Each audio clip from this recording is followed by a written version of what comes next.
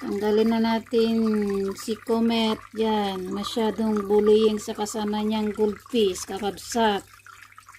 Tignan mo naman Yan si goldfish, Comet. Ayan, red and white. Masyado siyang bullying sa kanyang mga kasamang goldfish. So, tanggalin natin at isipirit natin sa ibang tank. Ayaw magpahuli. Masyado ka kasi buloy.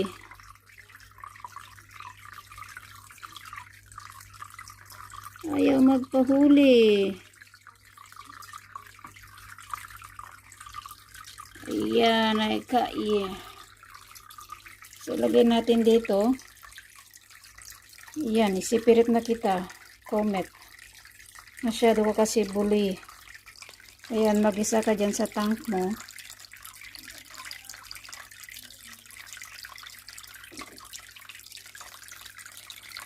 Yan ka, mag-isa. Binubuli mo yung mga kasama mong goldfish.